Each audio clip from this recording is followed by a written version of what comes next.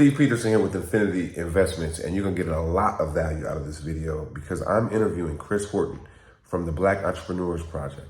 And Chris is a lender of funds for commercial properties, particularly for businesses who want to acquire properties for their buildings, but also for investors that are doing projects, especially those investors from the underserved community.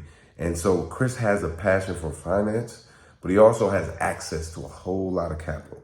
So if you're a Black entrepreneur, if you're an underserved entrepreneur, or if you're anyone who is involved in investing and developing communities where you can be a part of the solution and capitalizing, bringing jobs and economic benefits to those of the underserved population, you're going to want to watch this video. You're going to tap in and link in with Chris Horton. So listen to this. It's about 30 minutes. A ton of value, and you will not be disappointed. So I'm the CEO and the global director of the National Black Entrepreneurs Project. I'm the founder and the executive director of our parent company, which is called Extending a Helping Hand, which is a nonprofit. Up under that nonprofit umbrella, we have 5 mission priorities, and that's it's all about advancing marginalized, socially and economically challenged communities, right? So our first priority, mission priority, is the Black and African American community. Next is the Native American community. Next is the Hispanic and Latinx community. Fourth is going to be the LGBTQ community. And then 5th priority for us is Asian American. And so what we're out doing is really advancing one household at a time. We believe that entrepreneurship is a pathway out of poverty. But when you create this pathway, then you need to provide tools and resources, information, education, and accountability. So we've created a pathway out of poverty, but now we need to raise your awareness and give you access and point you in the right direction of the resources, the folks with expertise and experience to both help you professionally have a prosperous and thriving business, and then be able to take that prosperity and come into your personal life and holistically look at you to make certain that you're living your very best life. And the whole thing there for us, it's financial freedom, right? So first we want to secure financing, we want stable financing, and then we want the flexibility to be able to do those things that bring us happiness and a complete life and a joyful life. And it's our belief that by doing that, we can help businesses create wealth, accumulate wealth, and then now we start this generational cycle because we're educating folks. And so now you're starting to educate folks, and now you're teaching folks how to have money work for them and not always just out working for a paycheck. But then ultimately, at the end of the day, it's all about leaving a legacy so that the next generation has a more favorable opportunity for them to live their very best life. So that's what we're doing. That's amazing, man. And what I was going to ask you, Chris, is okay, what is your vision for NBEP? And you kind of just map that out, Right. Right. Yeah, it's really creating and accumulating wealth. We want to see more marginalized individuals not living under the poverty level. I was looking at some stats, and it said, 20% or 19 point something percent of Black and African Americans are living below the poverty line. And so it's a staggering number. And what I want to do is, my legacy is to be able to help as many Black and African Americans, marginalized folks, be able to have and leave a legacy themselves. And we know the number one way to transfer wealth in this country is doing the work that you do, real estate. If we can get folks into home ownership, we've given them a leg up how to be able to advance their communities and their households and their families too. Yeah, and that's, well, we talk about the importance for all of my YouTubes and everything I do on content-wise, and the importance of wealth building, investment properties, commercial real estate, home ownership, right? Let's talk about business for a minute, and business home ownership, which is, acquiring the property that you run your business from, which is, I think, very, very important, especially for the Black community and all minorities and underserved communities, because when you own your property, you kind of fix, if you do the financing right, at least you set up a fixed cost for the housing of your business, right? And if anyone who's ever run a business or had a lease, and the lease renewed, and a lot of times that lease renewed, depending on how you set your lease up, but a lot of times that lease could renew to market rents. And we've seen this in popular businesses, especially restaurants. A couple of Black-owned establishments got to the point where it was time to renew the lease. They're profitable tenants paying their rent, but their rent renewal rate was so ridiculous that they could not agree to that and had to end up relocating, right? Which is devastating to a business, especially if that location was a big part of what your value add was, right? Being where you are. So just talk about the importance of owning the building where you run your business from, and then some of the things that you guys do in terms of your group, in terms of financing, and help people finance that dream. Sure. Yeah, I mean, it's really straightforward. I mean, you said it exactly. I believe that owning your own building that you're doing your business and operating or your service out of, having that controls your destiny, really, is what it does. It gives you, the peace of mind, a sense of security. It helps to mitigate, the volatility in you operating your business, because hey, I own this here. It also gives you leverage, man, because you have an asset. So you have an asset that you can go out there and you can do other things with. You can leverage that, the value of that, to gain access to other things that can create opportunities for you to grow, for you to scale your business. And so it does that for you. But the cash flow it gives you, there's something in the insurance industry that we talk about, right? It's called be your own bank. And it's where you have, an instrument that's in place that accumulates in cash value. And then when you are in need of liquidity or working capital or to purchase some equipment, you don't have to go to a bank. You don't have to go and worry about that. You can borrow against your own policy and be able to pay that back. And the interest that you're paying on it is coming to you, or will be a future benefit for family. So imagine if you had a property in the Bay Area that had equity in it. You put yourself in the same position again, to where you're not going to the bank looking for debt financing. You're going to the bank and you're looking for collateralized financing, leveraging your own property that you have, as an ability for you to have a working capital or a working line of credit. So I think that's an amazing advantage to someone that owns their own commercial property and real estate. What we do is, we work with financial institutions all over the scale, from the micro lenders that do loans under $50,000 to the big banks, the Wells, the Bank of Americas, the Chase, and all of that. And so here at the NorCal Financial Development Corporation, we are one of 7 financial development corporations throughout the state of California. We administer for the governor's office something that's called Small Business Loan Guarantee. So what we do is we go out, we find financial institutions that align with our mission in supporting marginalized communities, minority, underserved communities. So we give these financial institutions an 80% guarantee. And so we don't underwrite the loan, the banks underwrite, we don't price out the loans, the bank do all of that. All we're doing is looking to see that it's a business that's in the state of California. Your product and service is provided to the state of California. You have less than 750 employees.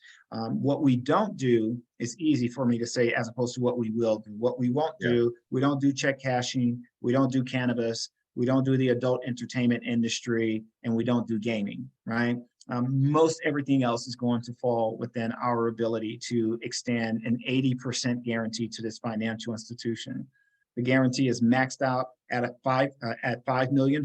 So it can be either an 80% guarantee on a $100,000 loan is going to be $80,000, or we can do a $20 million deal, which is our cap, but the maximum guarantee you would get on that is $5 million. Got it. So if somebody was doing, let's say, a $20 million deal, you guys can provide a $5 million guarantee to the bank. So let's just, in layman's terms, does that mean if somebody goes and the bank gets a $20 million loan, and they get a guarantee from you and say, hey, look, this, if everything, goes away, that your group would guarantee that they're going to at least get $5 million out of the wreckage, if you will. Yep. The state of California, we have a fund that has funding in it that's set aside for loan loss reserves. And so if a bank has a borrower that took out a $20 million loan, there's a $5 million guarantee on it. The bank would obviously go to the borrower first to, make themselves whole as much as possible. And then after that, whatever is remaining, if the $5 million can't cover that, then the $5 million will cover that. So got you. that's how So it works. that's a real good way to break it down. So basically the loss, it goes towards covering part of what the loss would be. What the loss would have been. Absolutely. Got So you. again, if we take that scenario, you got a $20 million loan out there.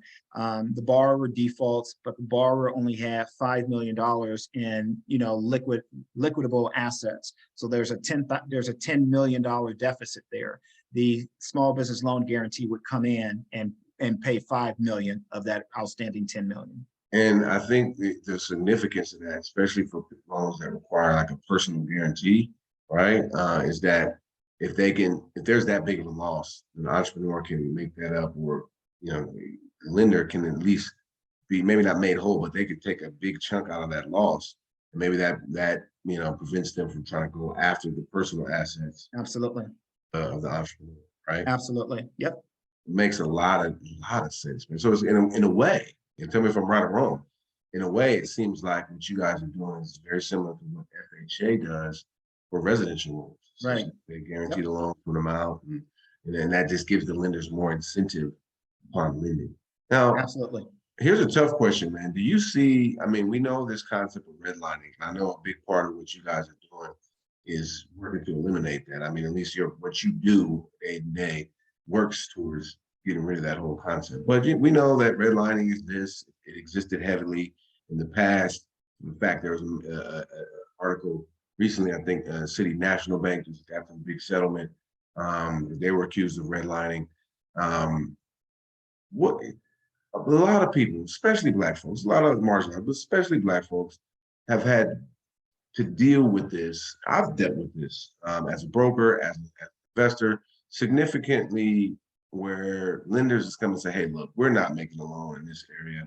We're not making a loan. And I had an apartment building, give you an example. I was brokering both sides, and buyers getting a loan. This is out in the Stockton area.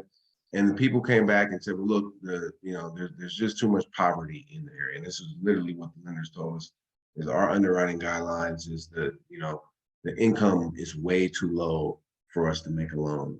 That just blew my mind, because I'm sitting there saying the property is cash flowing. It's a 7-something% cap rate. It represents an excellent buy for the buyer. The owners owned it. They were able to show 3 years of financial statements, obviously people paying, nobody's in eviction. This is all documented. And then we have the institution coming back and saying, well, there's too many poor folk that live in the area, so we can't lend you the money on this apartment building. That just blew my mind, but I knew what it was. Talk about like some of that practice in lending, and maybe now or in the past, and what you guys are doing, in your day-to-day, kind of level the playing field. Yeah, I think from our perspective, what we see is it's beyond our control, in the sense that because iBank, we're not the underwriter, right? And so we don't get to see that firsthand. Now, I have personally experienced exactly what you're talking about here in Napa. Was looking at some properties and was basically just shut out of the market of being able to take advantage of it a few years ago. But for commercial lending and small business lending, real estate lending, the challenge is what, many in the industry are talking about. It's the credit criteria, right? It's the credit underwriting scope. So when you look at commercial lending, there's 5 C's of credit that financial institutions look at. They're looking at your cash flow, they're looking at your credit, they're looking to see if you have any collateral, and they're looking to see your character, not your integrity or your morals and values, but more along the lines as your experience in the industry or the business that you're going to be running. And then they look at conditions, and those are beyond anyone's control. But when you look at the cash flow sees no color line. You got a product or you got a service, there's a demand for it, people pay for it. There's nothing you can do there.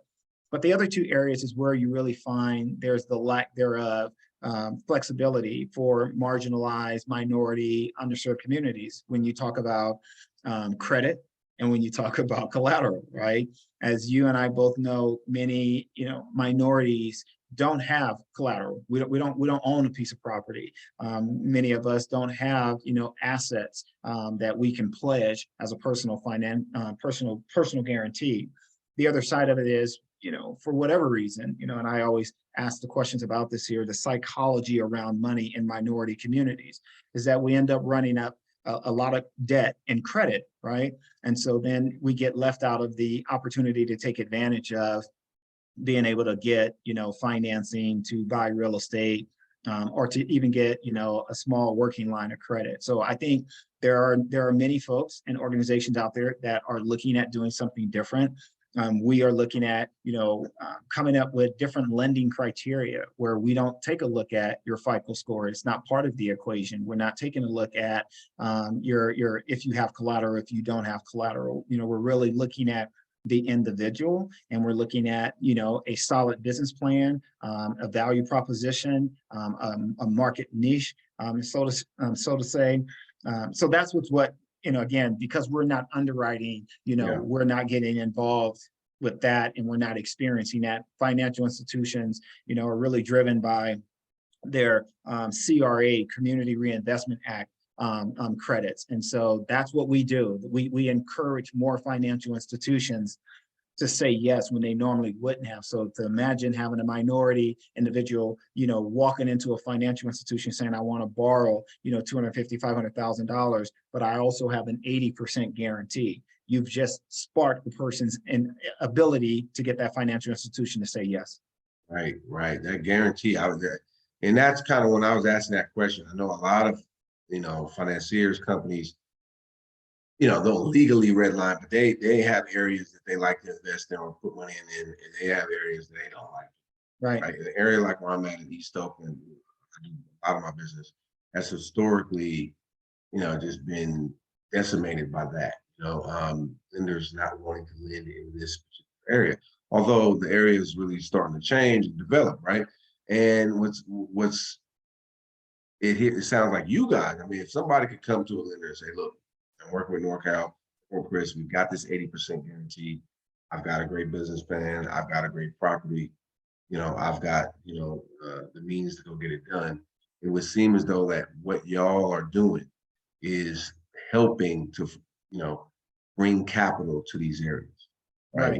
Where we don't have as much confidence. I can give you an example. A neighborhood like West Oakland, gentrified neighborhood, very close to San Francisco. They're getting all the capital in the world. In East Oakland, to this day, when I'm telling you, just regular buyers about a property, I don't want to go over there. I don't want to do that. And institutions have the same, kind of feeling. Although that is where the most opportunity, I believe, in this city is going to be. And I believe there's neighborhoods like this all across the country, very similar to East Oakland, where they haven't received the growth yet, but this is the next path of progress, wherein people, Black and underserved entrepreneurs, are there on the streets trying to swing the bat. It's just a matter of getting financed. So that brings me to my next question. What are some of the keys to success for an entrepreneur and investor who wants to get financed, especially with you guys, to give them the best shot? Because there is things that we can do individually to improve our chances. You talked about the 5 C's. What are some other things that people can do to give them a leg up in terms of when they come to you, they come to some other institution in terms of actually getting that loan, either for their business property or for investment property that they're going after? Right. Well, the first thing, again, I go back to the education piece. Folks need to, thoroughly educate themselves on what it is that they're asking for, right? But before doing that, you need to also know where to go to ask these questions, or you need to know where to go to get this information. So first and foremost is, identifying where are my resources? Where do I have access to folks that I can engage? I'm always going to tell folks, listen, your taxpayer dollars can work for you because there's organizations out there that fall under the SBA that are completely complimentary and free to you. During the pandemic, I had so many small businesses that were struggling to get disaster relief assistance that said to me, they didn't know that the SBDC existed, that, Yeah. SCORE existed, that the women business centers existed. And that's what these agencies are there for, is to be a resource. As far as knowing what you're pursuing and why you're pursuing it also helps out. And so, with me, it's really key up front to have an in-depth conversation with folks to identify, okay, what is the need? And that's the thing there. I mean, if we can start with that, what's the need versus what do you want? Big difference there in commercial lending and small business finance, because you may want $1 million, but you only need $500,000. And so what you have to identify, my business is at point A and I'm trying to get to point B, then point C. I am a strong supporter that folks need to have a business plan. If you're in business, you got to have a business plan. It's just like any sport. You got to have a playbook. You got to have a roadmap. You got to know where you're going. And then you can learn along the way, or identify along the way, what to anticipate. I was on a call today with someone and they were talking about, these doors that need to open to get to the next level. I spend a lot of time helping folks to understand, you want to go to the right lender. First of all, you want to request the right type of product that you're looking for. There's a big difference between debt financing and equity financing. There's a big difference between micro lending and conventional lending. So many times our folks are going to the wrong type of financial institution, requesting the wrong thing. I had a guy that I was working with.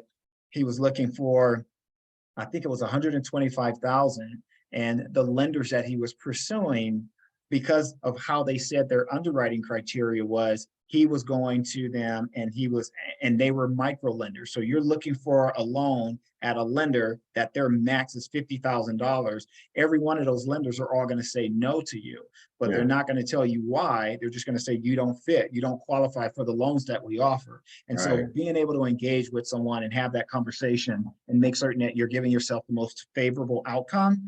You also want to take a look at debt.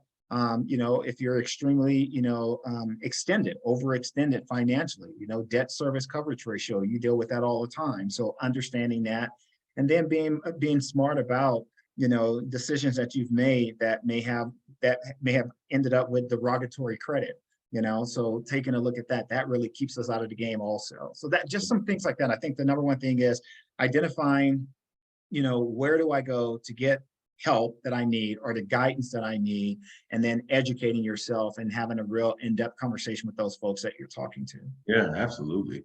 And I mean, there's so many people that are, what I see a lot of entrepreneurs, either startup entrepreneurs or entrepreneurs that have a small business just trying to take it to the next level, and excited about doing that, just trying to figure out, well, hey, which way is up in terms of financing, right? And getting all their ducks in a row. But I do see a lot of people just putting a focus on it. And that's why I kind of asked, well, what can we do as entrepreneurs out here? Trying to get, everybody wants to get financed some way. Well, how do we help ourselves out, right? And we talked about like some of the barriers.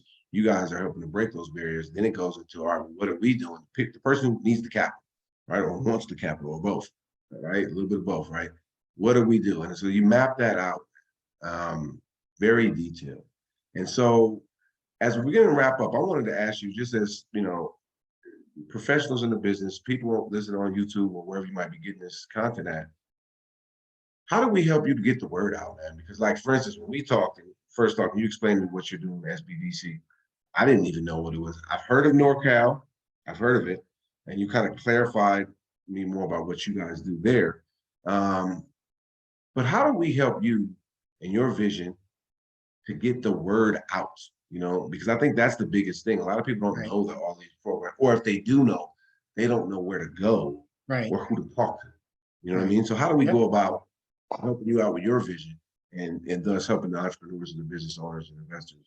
Sure. Well, it starts with folks like yourself being open and receptive to wanting to, to leverage your platform, to leverage your sphere of influence, to be able to get the word out. And it's really going to take that. It's going to take, me meeting folks like you, someone hearing this information and they want to take it somewhere.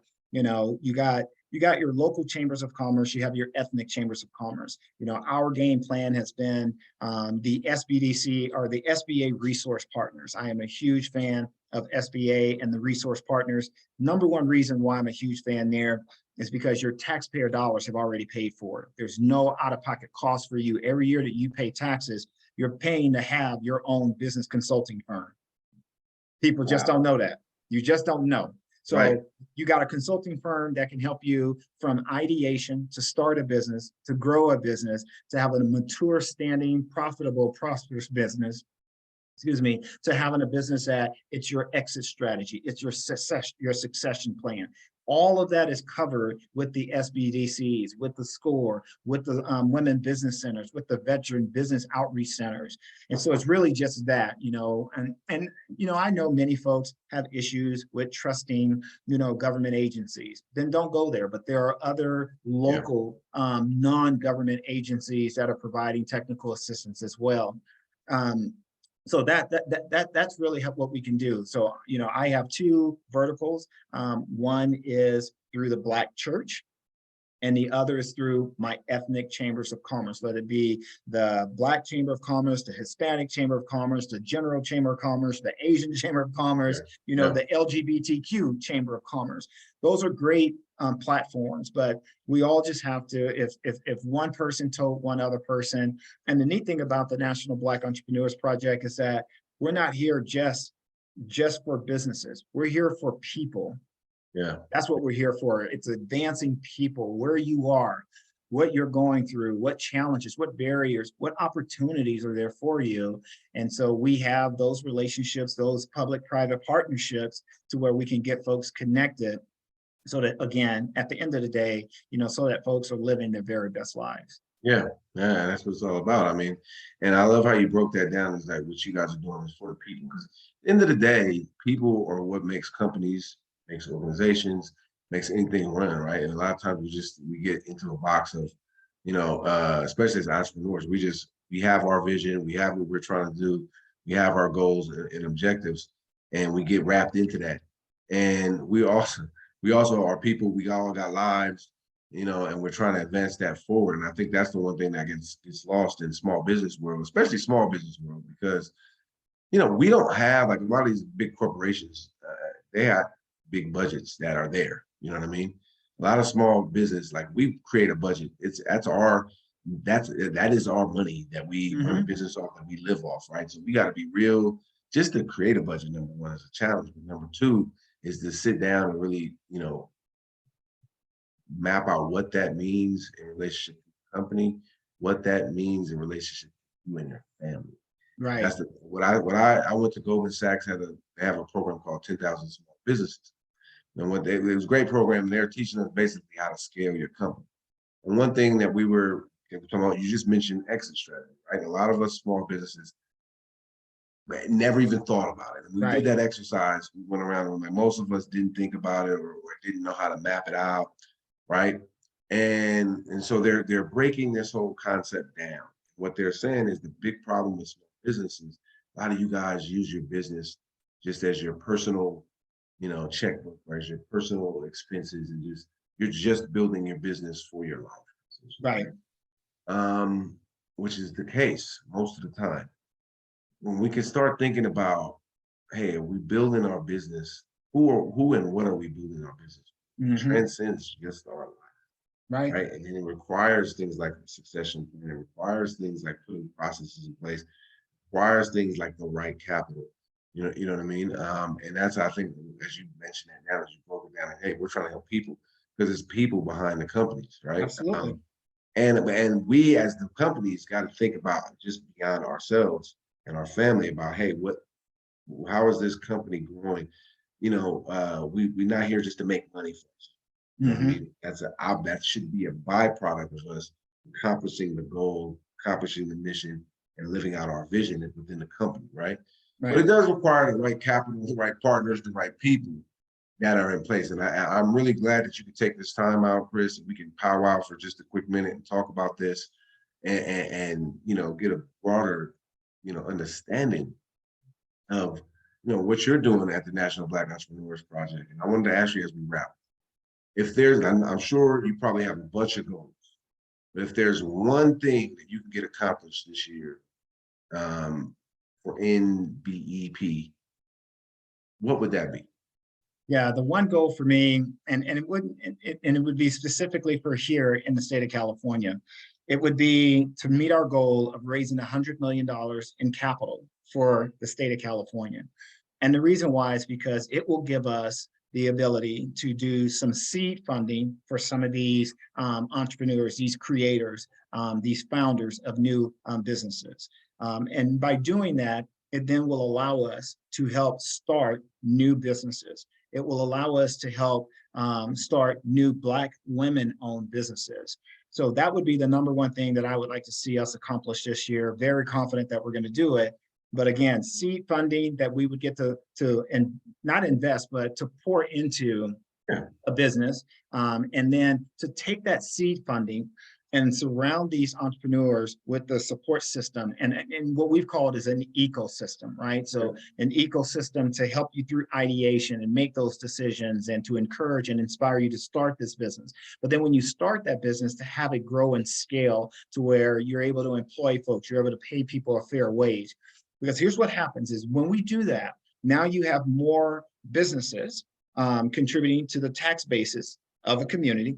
You have more families participating and buying products and services in that community, which are more tax bases to the community.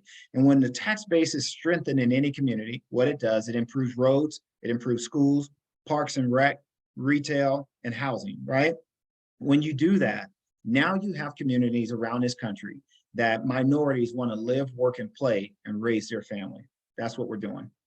Man, that's amazing, man. Look, brother, I'm just glad you had the time to come here and share some of your thoughts and visions. And that $100 million is a huge goal. I know you can get it done. I know there's businesses out there that would love for you to make that happen. And awesome. for the people out there, what's the best way for people to follow you or stay engaged with you and your organization and what you're doing? What is the best way? Yeah, so, the best way, so, and I tell folks, Steve, I'm not meant to be kept a secret, right? So I don't hide away from folks. So I'm gonna give you two things. One, go to our website, www.extendingahelpinghand.org. Okay, go there, see our stakeholders, see our public-private partners. I mean, it's amazing how folks have embraced the work that we're doing. And then the second thing, hey, if I can be a resource to you, if I can be a value add to you, I am no secret. You can reach me directly on my cell phone. It's 408-823-2660. And the quickest thing to do, because I get so many calls from numbers I don't know, and I'm always doing something or engaged with someone, you can shoot a quick text message and say, hey, I heard you and Steve talking, would love to learn more. I need help. Personally or professionally. And we cover the full gamut of services to be able to support folks. So go to the website, shoot me a text message, reach out to Steve. I'm here. Man, well, thanks, Chris. I really appreciate it. Appreciate your time. And we're going to make sure we get this out to as many people as we can. If you're watching this, please like and share this with others so that we can help bring capital to the Black community and all those who are underserved that are looking for capital to make their vision a reality. So again, thank you so much, Chris. Really appreciate it. Awesome. All right, brother. I'll talk to you soon. All right, man. Have a great one. All right. Peace.